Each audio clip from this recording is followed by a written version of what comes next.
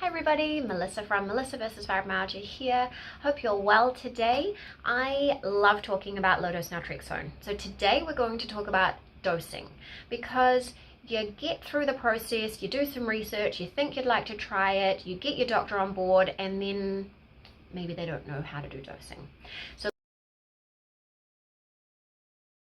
let's talk about it today. We'll talk about what low-dose naltrexone is, just in case you don't know, how it's helped me, how to learn more about it, and let's tackle that dosing conversation.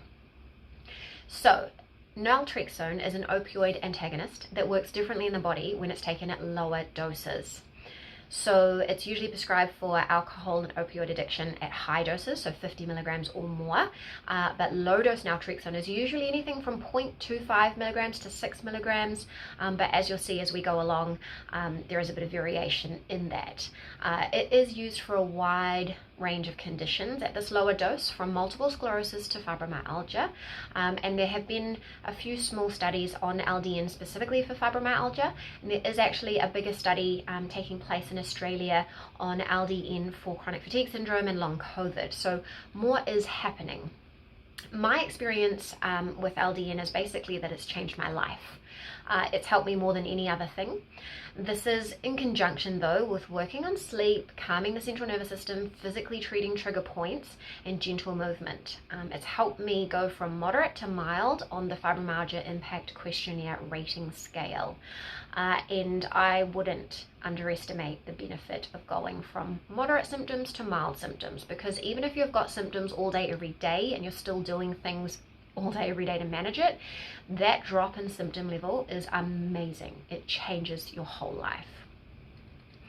I have created an LDN for fibromyalgia ebook, which is downloadable and printable. I'll provide the link below. That just kind of gathers everything together and also provides a research printout that can be useful for working through it with your doctor and other updates. So I'll put the link for that below if it's useful.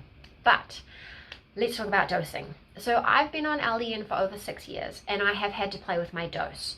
So studies tend to put patients on it at around 4.5 milligrams, so 4.5 milligrams, and they start immediately and they tend to do it for around 8 weeks. That's most of the research I've seen. But in real life, they actually advise low and slow.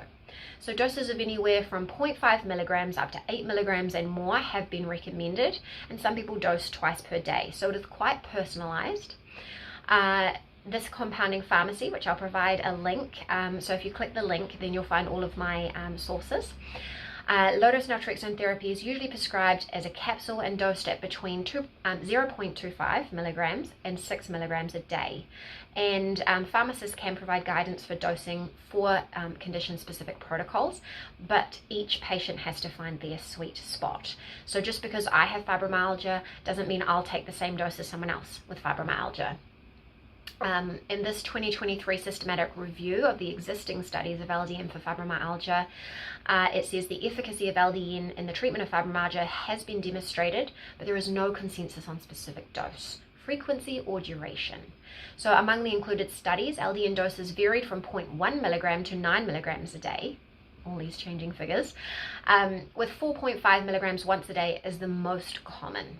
2 studies used 4.5 milligrams a day, and the other 7 used varying titrating doses as needed. And 6 studies used once daily dosing. 2 of the studies used twice daily dosing, and the remaining study used once daily dosing first, followed by twice daily.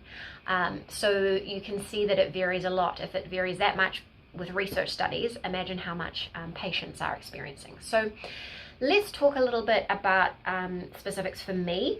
I started on 0.5 milligrams, so I had 0.5 milligram capsules. So I started and I took 1 capsule a day for 4 days. And then after 4 days, I took 2 a day. So I moved up to 1 milligram. And then after 4 days, 1.5 milligrams. And then another 4 days, I moved up to 2 milligrams.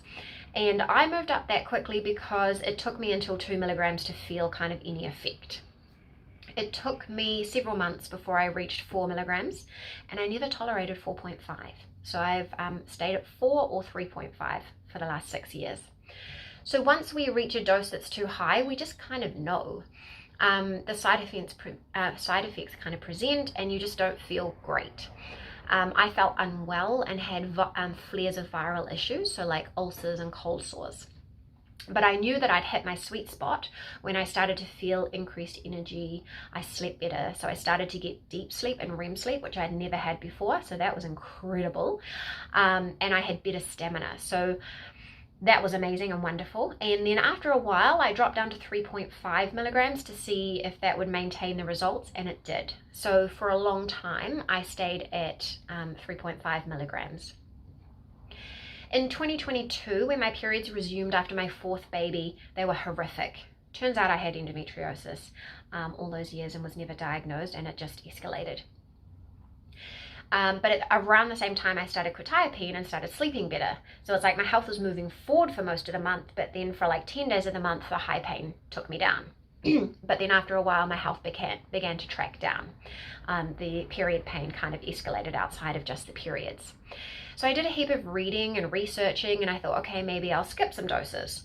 Then I dropped my dose to 3 milligrams because I thought maybe now that I was sleeping and I had lost too much weight after the baby and with the periods getting worse, I thought maybe the dose needed to adjust. But by November, I felt like worse than before I started LDN. It felt exactly the same. So in December, I moved back to 4 milligrams, and that helped. So I felt clearer in my head, less pain, less sympathetic dominance. 4 milligrams was just the best dose for me.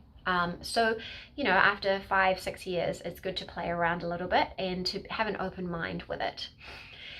In 2023, it has been hard to ascertain anything. The period has basically progressed to the point where there aren't many pain-free days per month.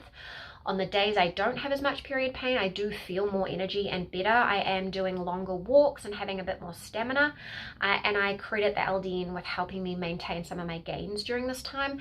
And I'm pretty sure it's like helping keep some of the inflammation at bay, because the specialist said that like endometriosis lesions are microscopic. So most of what you see when you see pictures of the endometriosis, those big red sore spots, that's inflammation. So I credit LDN with helping me keep that inflammation down.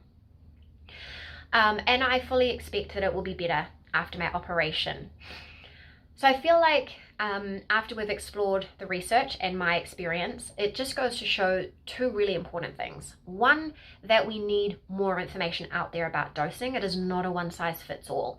We all have to start slowly and go in tune with our body, and we are all different. So we all kind of fall somewhere in the range of 3 to 5 milligrams.